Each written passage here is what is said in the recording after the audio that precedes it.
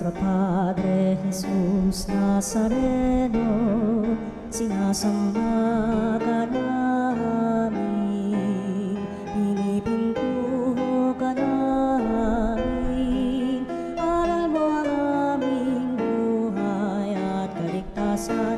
Nuestro Padre Jesus Nazareno, iligtas mo kami sa kamatayan, ang krus mong pinamatayan ay sagisag ng aming kaligtasan. Nuestro Padre Jesus Nazareno, dinarangal ka namin. Nuestro Padre Jesus Nazareno, inulwalhati ka namin. Nuestro Padre Jesus Nazareno, inarangal ka namin. Nuestro Padre Jesus Nazareno, inulwalhati ka namin.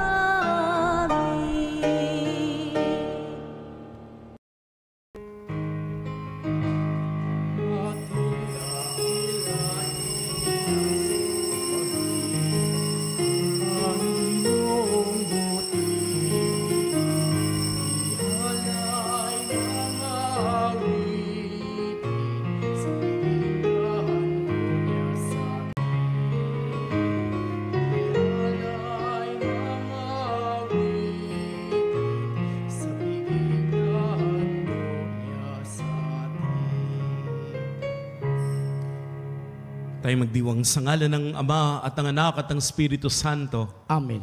Sumainyo ang Panginoon. At sumayin niyo rin. Mga kapatid, minamahal ka ng Diyos. Kay Jesus, tayo ay mahihilom.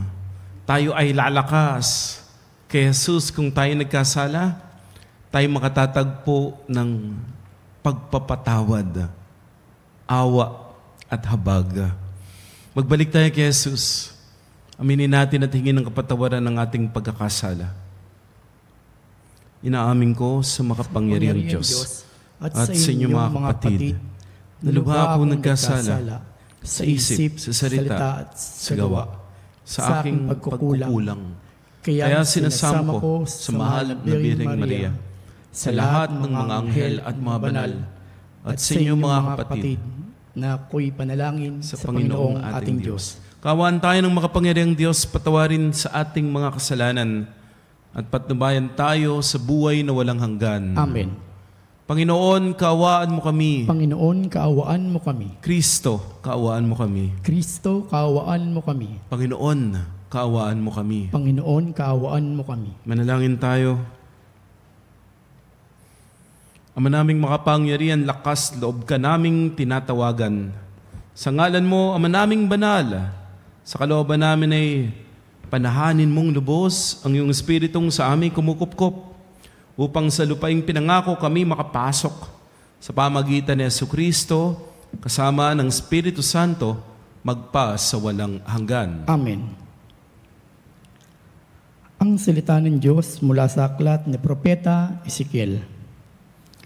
Ikalamang araw noon ng ika-4 na buwan ng ikalamang taon ng pagkakataon sa Haring Joaquin. Ako na saserdote at anak ni Busi ay nasa Kaldea sa baybayin ng ilog Kehar ng kausapin ng Panginoon. Nang ako'y tumingala, naramdaman kong malakas ng hangin, nagmumula sa hilaga at nakita ko ang makapal na ulap na nililigid ng liwanag. Tuwing kikidlat, may isang bagay na kumikislap, parang makina na tanso. Sa sentro ng bagyong ito, may 4 na nilalang sa buhay ng anyong tao.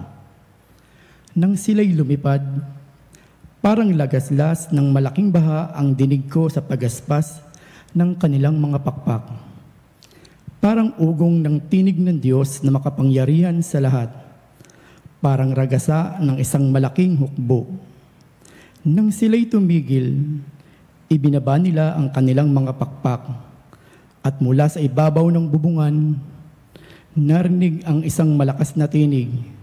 Nang tumigil nga ang paglipad at 4 na nilalang, Binayaan nilang nakalaylay ang kanilang mga pakpak. Sa ibabaw ng bubungan, naroon tila tronong yari sa sapiro at may nakaupong animoy tao. Mula sa baywang nito, pataas ay may nagniningning na tila makinis na tanso. Sa ibaba naman ay may napakabilibot na apoy na nakakasilaw na ang kulay ay parang bahaghari. Ganyan ang katulad ng kaningningan ng Panginoon. Ang salita ng Diyos. Salamat sa Diyos. Ang kadakilaan ng Diyos sa lupa't langit ay lubos. Ang kadakilaan ng Diyos sa lupa't langit ay lubos. Purihin ng Diyos nitong kalangitan. Kayo sa itaas siya'y pupurihin. Ang lahat ng anghel magpurit magdiwang, kasama ang hukbo roong karamihan. Ang kadakilaan ng Diyos sa lupa't langit ay lubos. Pupurihin siya ng lahat ng tao, hari at prinsipe, lahat ng pangulo, babae at lalaki, mga kabataan, matatanda, tao't kaliit-liitan.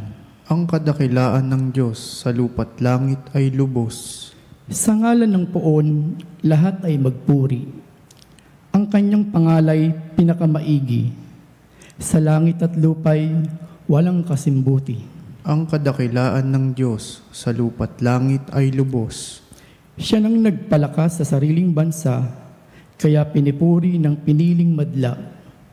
Ang bayang Israel, mahal niyang lubha. Ang kadakilaan ng Diyos sa lupa't langit ay lubos. Hallelujah, Hallelujah, Hallelujah, Hallelujah, Hallelujah, Hallelujah. Sumayin niyo ang Panginoon. At sumayin niyo rin. Ang mabuting balita ng Panginoon ayon kay San Mateo. Papuri sa iyo, Panginoon. Noong panahong iyon, nagkatipon sa Galilea, si Jesus at ang mga alagad, sinabi niya sa kanila, ang anak ng tao ay ipagkakanlo at papatayin, ngunit muling mabubuhay sa ikatlong araw. At sila'y lubhang nagdalamhati. Pagdating nila sa Capernaum, lumapit kay Pedro ang mga maniningil ng buwis sa templo. Tinanong siya, nagbabayad ba ng buwis para sa templo ang inyong guro? Opo, sagot ni Pedro. At nang dumating siya sa bahay, tinanong na siya agad ni Jesus, ano ba ang palagay mo, Simon? Kanino sumisingil ng bayad sa lisensya o buwis ang mga hari sa lupa? Sa mga mamamayan ba o sa mga dayuhan? Sa mga dayuhan po, tugod niya. Sinabi ni Jesus, kung gayon, hindi dapat magbayad ang mga mamamayan. Gayon man, para wala silang masabi sa atin. Pumaroon ka sa lawa at ihagis mo ang kawil. Kunin mo ang unang isdang mahuhuli. Ibuka mo ang bibig nito at may makikita kang isang salapim pilak. Kunin mo ito at ibayad sa buwis nating dalawa. Ang mabuting balita ng Panginoon. Pinupuri ka namin, Panginoong Hesukristo. Lunes, sa ika-19 na linggo ng karaniwang panahon, magandang umaga, kapanalig.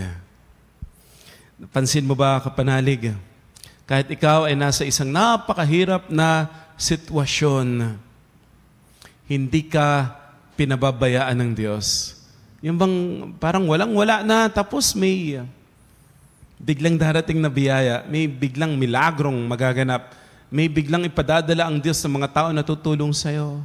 Yung parang suko ka na, aayaw ka na, walang-wala na. Tapos magugulat ka na lang. May opportunity, may pagpapala na darating. At alam mo, patunay yun na hindi ka pinababayaan ng Diyos, na minamahal ka ng Diyos, ikaw ay napakahalaga para sa Diyos. At ito yung mga pagkakataon na talagang wala kang ibang masabi kundi magpasalamat na lang. Lord, thank you po. Napakabuti mo. Dami kong pagkakamali, dami kong pagkukulang, pero ikaw, walang tigil ang pagpapala na iyong ibinibigay, ang iyong tulong na ipinagkakaloob sa bawat isa sa amin. Mamamangha ka na lamang kasi napakahalaga mo para sa Diyos. Hindi ka pinababayaan ng Diyos. Sa atin pong ebanghelyo, pinakita ni Jesus ang pagbabayad ng buwis para sa templo. Alam po natin, may mga lumapit din kay Jesus, tinanong kung dapat bang magbayad ng buwis sa Cesar. Alam natin yung sagot ni Jesus doon, pero dito po, buwis para sa templo. At iba ang sagot ni Jesus dito. Doon sa Cesar, ibigay sa Cesar ang para sa Cesar. Ang sa Diyos, ang sa Diyos. Pero dito, iba yung sagot niya. Sino ba dapat magbayad? Yung mamamayan o yung dayuhan? Ang sabi ni Jesus, sabi ni Pedro, yung dayuhan po. Tama, sagot mo. Yung mamamayan, hindi pagbabayarin yan. Yung dayuhan ang dapat na magbayad. Si Jesus po, si Pedro, sila'y mamamayan. Hindi po obligasyon nila ang magbayad. Pero, nagbayad pa rin si Jesus. Sinabi niya, manghuli ka nga Pedro, magaling kang mangisda. At meron kang mahuhuling unang isda, yung unang isda, ibuka mo bibig. At may makikita kang silver coin. Silver coin, alam natin yan. Pilak na, at yun yung ibayad mo para sa buwis nating dalawa. Port 2 na pala yun, Ganun kahalaga yung silver, Port 2, para sa kanilang dalawa. Pinaliwanag na hindi obligasyon kasi hindi dapat magbayad yung mamamayan. Ang magbabayad yung dayuhan. Pero ginawa pa rin ni Jesus. Pagsunod sa batas ng templo. Isang malinaw na halimbawa, kusa po ito. Hindi obligasyon, pero kusa niyang ginawa. Siya po ay nagbigay. At nagbigay ng buong puso. Kapanalig, ikaw, meron ka bang inaalagaan na magulang na matanda na o kaya ay may sakit? Bakit mo ba inaalagaan? Bakit ikaw yung nagpapa-hospital? Ba't ikaw yung nagbabayad para sa mga gamot? Baka sabihin ng iba, obligasyon ko po yun. Bilang anak, it's my obligation. O kaya yung iba naman, tumatanaw po ako ng utang na loob. Kasi po ay inalagaan nila ako nung bata ako, dapat din alagaan ko po sila. Ito po ay parang utang na loob. Parang bayad. Naging mabuti sila sa akin dati, nararapat din na ako ay maging mabuti sa kanila. Ngayong sila naman ay mahina. Tungkulin, obligasyon, utang na loob. Pero kapanalig, marami po ang magsasabi, opo, siguro tungkulin, siguro obligasyon, siguro pagtanaw ng utang na loob. Pero ako, inaalagaan ko yung magulang ko kasi mahal ko sila. At marami po ang sagot ay ginagawa para sa magulang kasi mahal nila ang kanilang magulang. Ang bawat sakripisyo na ibinibigay natin ay hindi mabigat sa pakiramdam dahil ito'y ginagawa ng mula sa taos-pusong pagmamahal.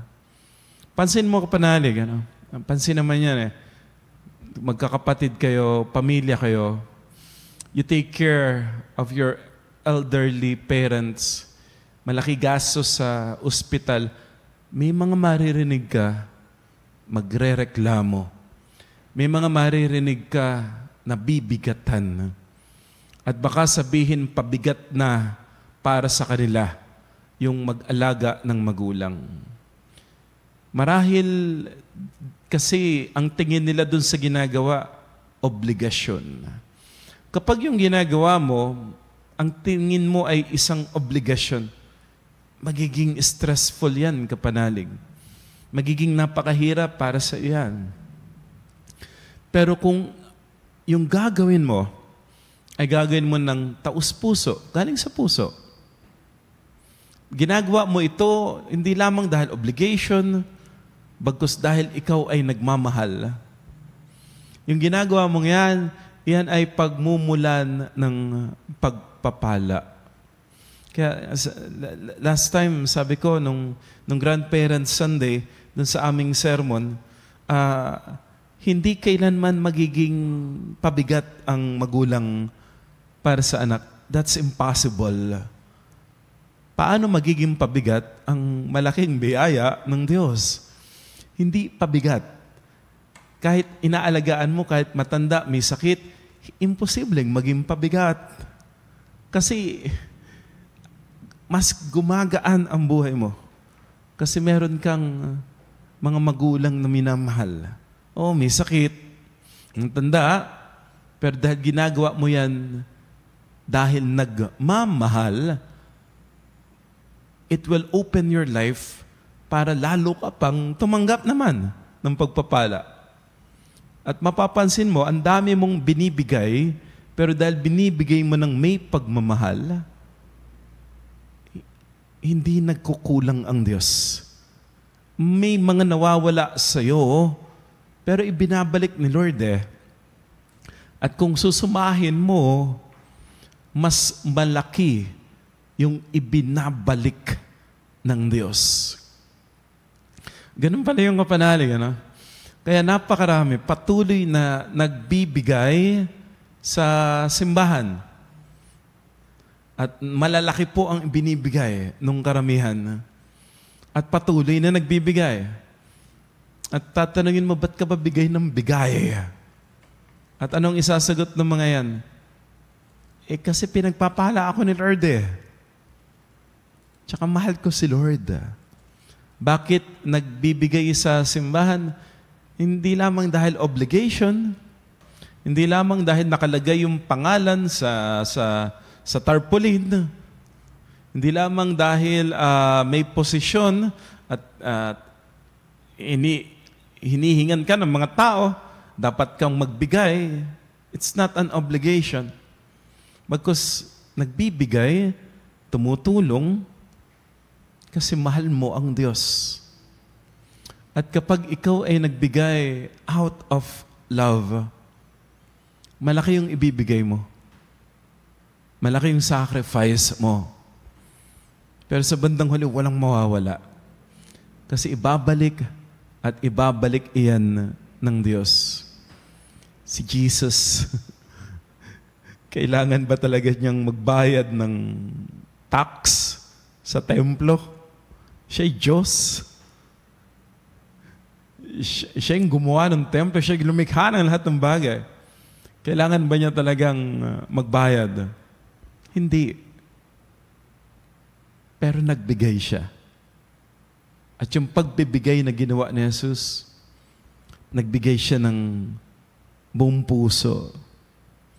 At ito pong maganda, sa iyong pagbibigay ng kusang loob, ang iyong pagbibigay ay magiging tanda ng iyong pasasalamat, walang mawawala sa iyo. Bagos iyan ay magiging isang napakagandang pagkakataon upang tumanggap ng mas dakilang pagpapala. Kaya pala iyan yung pambungad noong Ebanghelyo. Yung unang bahagi, ang anak ng tao ipagkakanulo at papatayin. Ito po ay hindi obligasyon. Ito ay hindi pilitan. ito ay buong puso na gagawin ni Jesus. Pag-aalay ng kanyang buhay. At yung pag-aalay ng kanyang buhay na yun, yung kusang loob, yung buong pusong pagbibigay na yun, iyon ang magdudulot ng kaligtasan ng sanlibutan. Inaanyayahan po tayo ngayon, kapanalig, magbigay. Pero kung ayaw mong ma-stress sa iyong pagbibigay, magbigay ka ng buong puso. Sa pagbibigay mo ng buong puso, walang mawawala. Bagkus yung pagbibigay mo ay magiging daan upang ikaw ay tumanggap ng pagpapala at ng kaligtasan ni Kristo. Amen.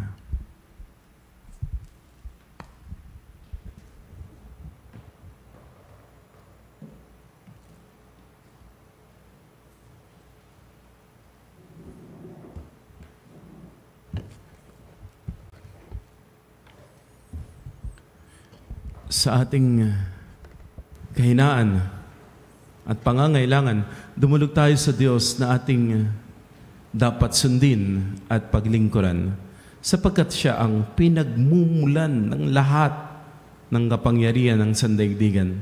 Ating itutugon, Ama, mamuhay nawa kami sa Espiritu ng iyong anak.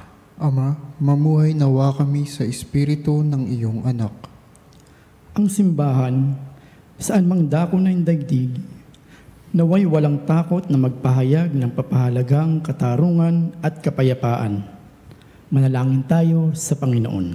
Ama, mamuhay nawa kami sa Espiritu ng iyong anak. Ang lahat ng tao naway makabahagi ng tama sa mga material at spiritual na bagay ng daigdig at mga organisasyong sibiko at estado naway makatulong sa pagtatanggol sa mahihina at mahihirap. Manalangin tayo sa Panginoon. Ama, mamuhay nawa kami sa Espiritu ng iyong anak. Ang lahat ng mayayaman naway magkaroon ng malakas na kamulatan sa sibikong tungkulin at maging aktibo sila makilahok tungo sa pangkalahatang kabutihan. Manalangin tayo sa Panginoon. Ama, mamuhay nawa kami sa Espiritu ng iyong anak. Tayo naway maging mga daan ng pag-ibig at kalinga ni Kristo para sa mga may sakit at mga nagdurusa. Manalangin tayo sa Panginoon. Ama, mamuhay nawa kami sa Espiritu ng iyong anak. Ang mga yumao naway magkaroon ng kasiyahan sa kaharian ng kapayapaan. Manalangin tayo sa Panginoon. Ama, mamuhay nawa kami sa Espiritu ng iyong anak.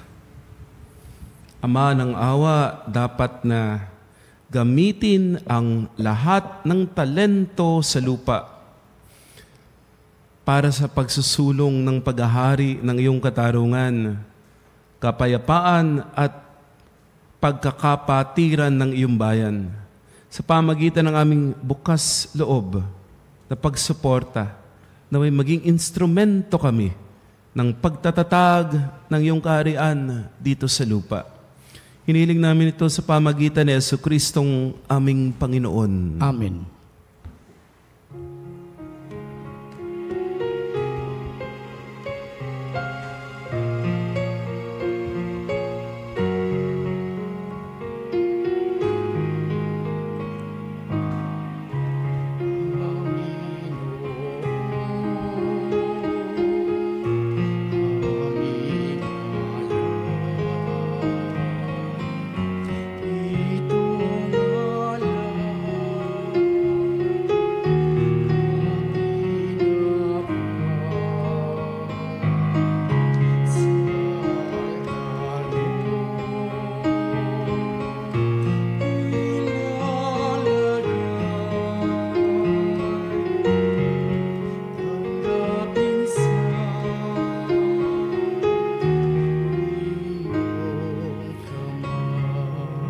Manalangin tayo mga kapatid upang itong ating pag-aalay kalugdan ng Diyos sa mga makapangyarihan. Tanggapin nawa ng Panginoon itong paghahain sa iyong mga kamay, sa kapurihan niya at karangalan sa ating kapakinabangan at sa buong sambayanan niyang banal. Ama naming lumikha, kalugdan mo ang mga alay ng iyong sambayanan. Ang pinagmagandang loob mong ibigay sa amin upang maihain ay siya nawang gumanap ng iyong ginagawa upang kami tubusin. Sa pamagitan ni Jesucristo kasama ng Espiritu Santo, magpa sa walang hanggan. Amen. Sumainyo ang Panginoon. At sumayin niyo rin. Taas sa Diyos ang iyong puso at diwa. Itinaas na namin sa Panginoon. Pasalamatan natin ang Panginoong ating Diyos. Marapat na siya ay pasalamatan. Ama naming makapangyarihan, tunay po marapat ikaw ay aming pasalamatan. Sa iyong paglingap at kagandahang loob ang tao'y nilikha mo at pinangangasiwa sa sansinukob. Sangad mong siya'y wastong lubos, siya'y pinagdusa mo sa kanyang pagtalikod. Sa iyong paggiliw, yung pinahintulot na makabalik siya sa pamamagitan ni Kristo Jesus. Kaya kaysa ng mga anghel na nagsisiawit ng papuri sa iyong walang humpay sa kalangitan, kami nagbubunyi sa iyong kadakilaan.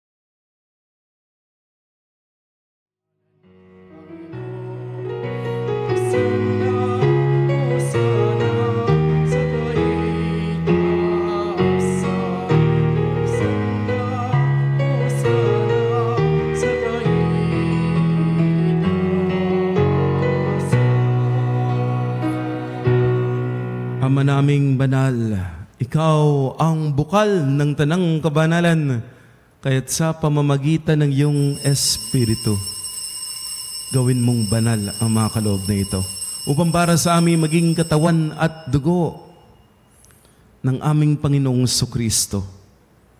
Bago niya pinagtisan kusang loob na maging handog, hinawakan niya ang tinapay, pinasalamatan ka niya, pinaghati-hati iyon, iniabot sa kanyang mga lagad at sinabi,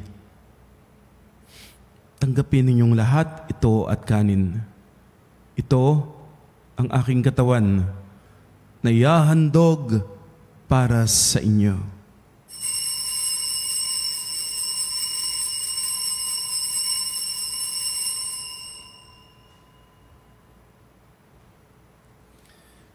Gayun din naman nung matapos ang hapunan, inawakan niya ang kalis, muli kanyang pinasalamatan. Iniabot niya ang kalis sa kanyang mga lagad at sinabi, tanggapin ninyong lahat ito at inumin. Ito ang kalis ng aking dugo, ng bago at walang hanggang tipan. Ang aking dugo ni bubuhos para sa inyo at para sa lahat.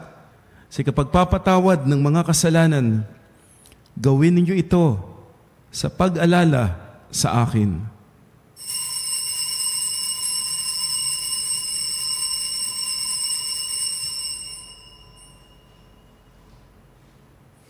Ang misteryo ng pananampalataya.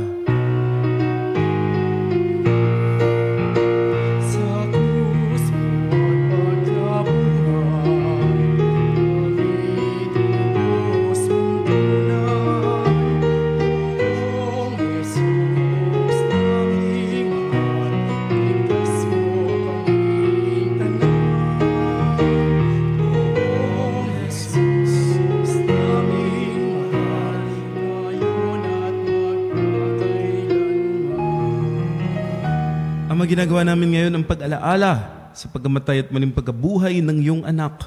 Kaya inialay namin sa iyo ang tinapay na nagbibigay buhay, ang kalis na nagkakaloob ng kaligtasan.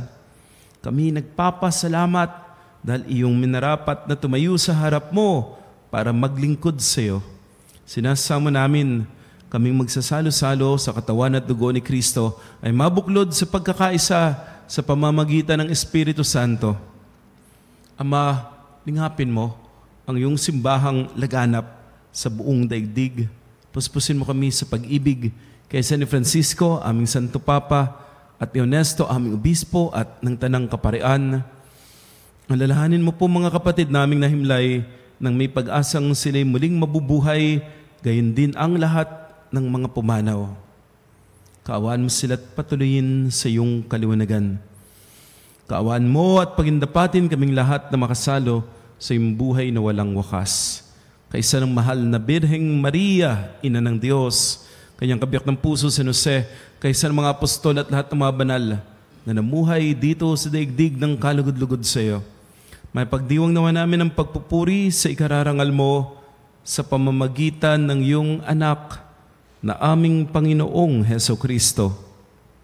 Sa pamamagitan ni Kristo, kasama niya at sa Kanya, ang lahat ng parangal at papuri ay sa iyo, O Diyos Amang makapangyarihan, kasama ng Espiritu Santo, magpa sa walang hanggan.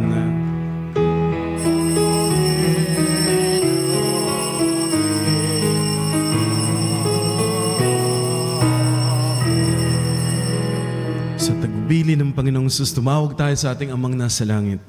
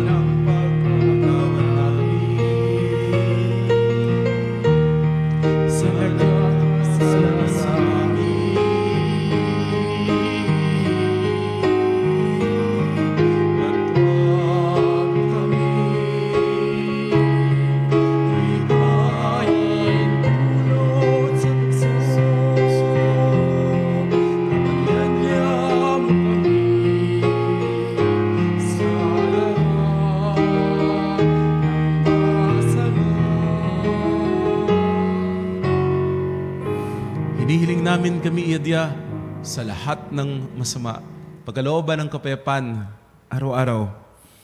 Iligtas sa kasalanan at ilayo sa lahat ng kapahamakan, samantalang aming pinananabikan ang dakilang araw ng pagpapahayag ng tagapagligtas naming si Heso Kristo. Sapagkat iyo ang kaharian, at ang kapangyarihan at ang kapurihan, magpakailanman. Amen.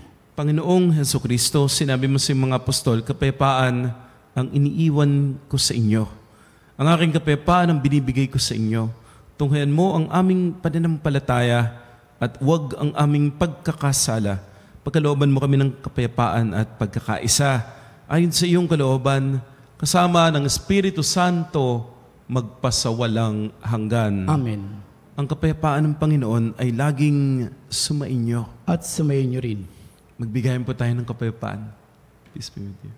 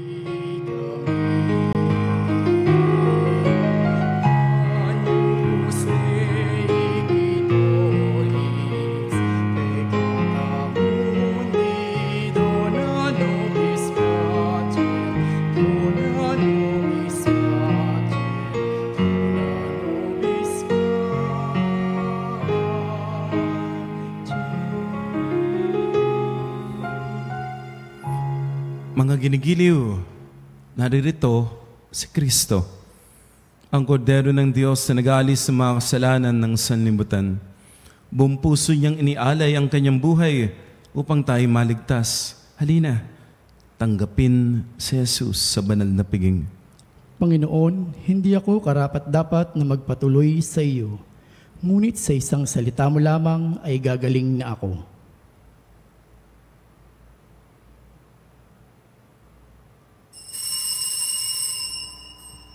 Mga kapanalig, ating dasalin ang komunyong espiritual.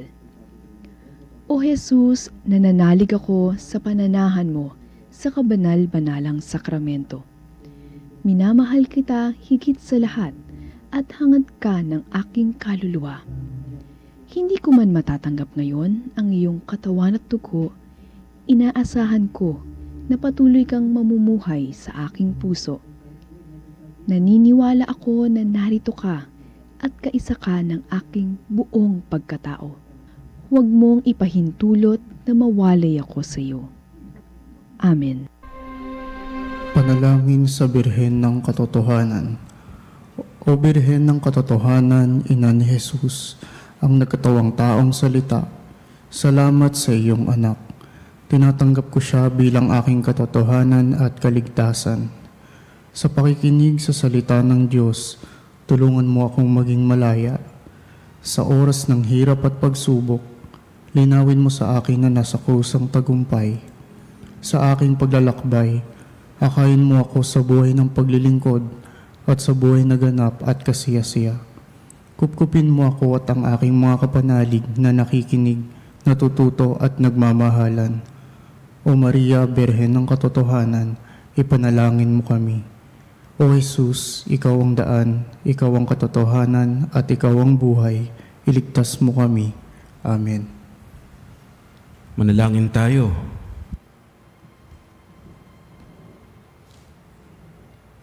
Ama naming mapagmahal, ang pakikinabang namin sa piging na banal ay magdulot nawa sa amin ng kaligtasan at magtanghal sa amin sa luningning ng iyong katapatan. Sa pamamagitan ni Jesucristo, kasama ng Espiritu Santo, magpa sa walang hanggan. Amen. Ilang paalala kapanalig, sa darating na August 15, araw ng Huwebes, ay ang kapistahan ng pag-akyat sa langit ng mahal na Birheng Maria. Sa August 16, araw ng Biyernes, ay pagunita naman kay San Roque na nagpapagaling. Inaanyaya ng lahat na dumalo sa ating healing masses dito sa Veritas Chapel, 162 West Avenue, Corner EDSA, at maging isang Veritas Eucharistic Advocate. Sa iyong pagbibigay ng buong puso, binubugsan mo ang iyong sarili para sa kaligtasan at pagpapala ng Diyos. Sumainyo ang Panginoon. At sumayin niyo rin. At pagpalain kayo, ingatan kayo, pagalingin kayo ang inyong pamilya at mahal sa buhay ng makapangyarihang Diyos Ama at Anak at Espiritu Santo. Amen. Naihaya ng banal na misa. Humayo kayo sa kapayapaan, ibinabahagi ang pag-ibig ni Kristo. Salamat sa Diyos.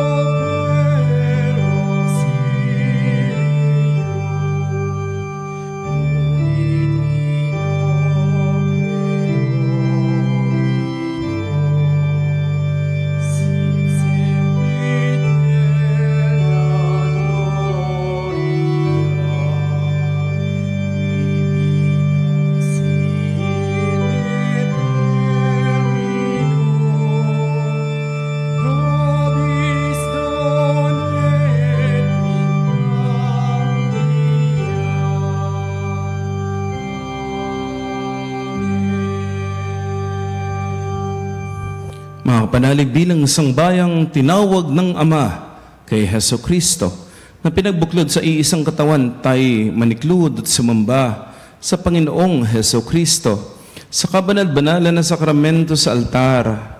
Sa sandaling ito ng pagpupuri at pagsamba sa banal na sakramento, alalahanin natin ang ating mga kapanalig na kasama natin ngayong nakikinig at nakasubaybay sa ating himpilan.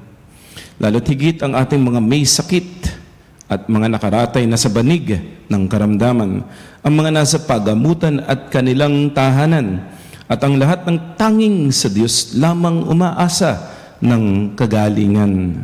Gayun din panalangin natin ang mga nanghihina sa kanilang pananampalataya, ang mga nakararanas ng matinding kalungkutan, takot at pangamba, at ang mga nawawalan na ng pag-asa at lakas ng loob.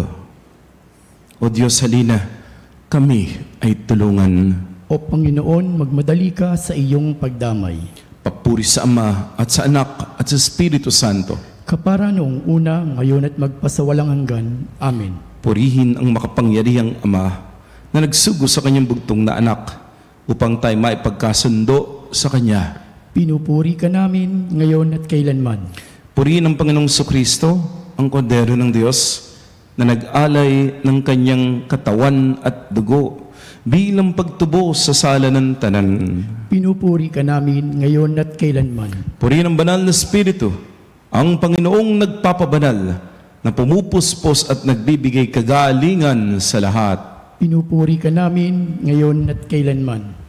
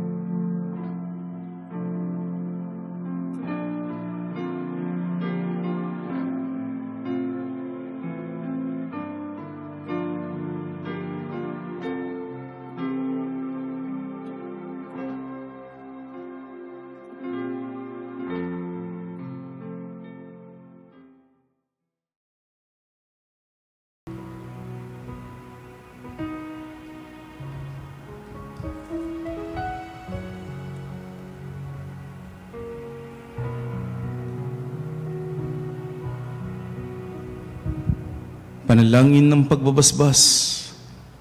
Makapangyarihang Diyos na walang hanggan, Ikaw, ang aming Panginoon at butihing Ama.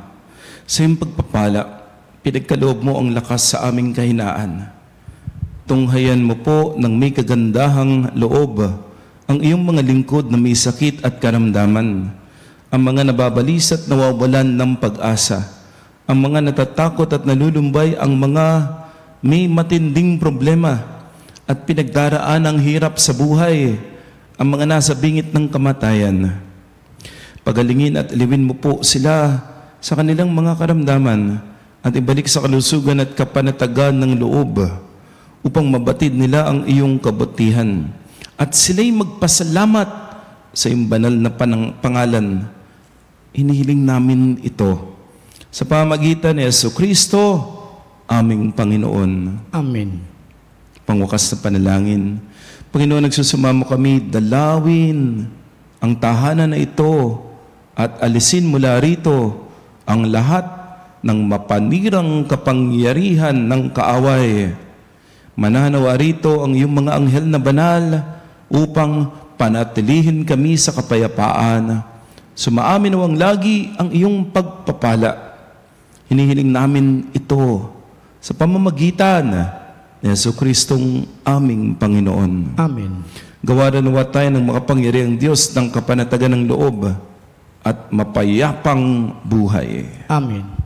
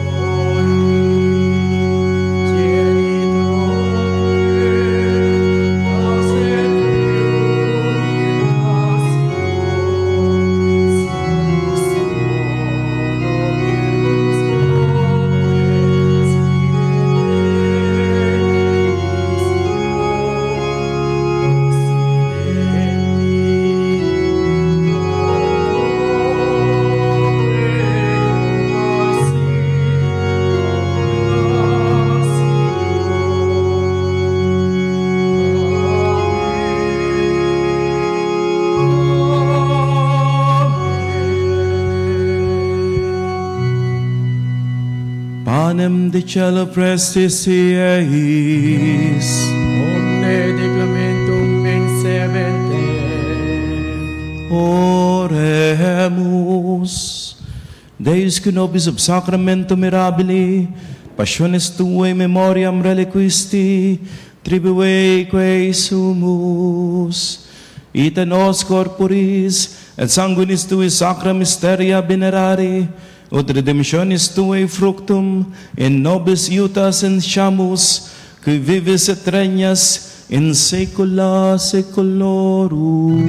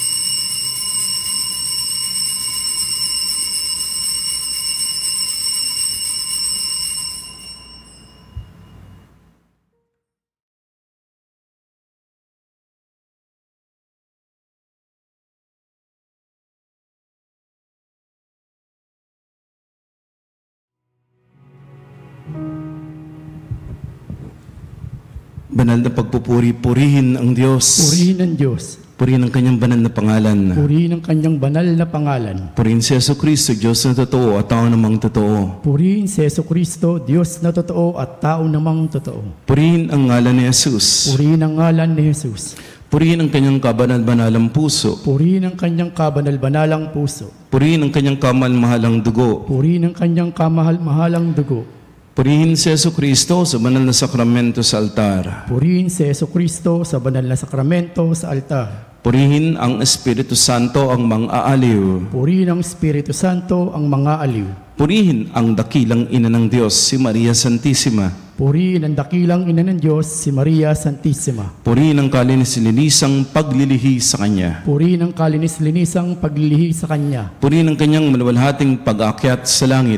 Purihin ang Kanyang maluwalhating pag-aakyat sa langit. Purihin ang ngalan ni Maria, Birhen at Ina. Purihin ang ngalan ni Maria, Birhen at Ina. Purihin San Jose, ang Kanyang kalinis-linisang esposo. Purihin si San Jose, ang Kanyang kalinis-linisang esposo. Purihin ang Diyos sa Kanyang mga anghel at mga santo. Purihin ang Diyos sa Kanyang mga anghel at mga santo.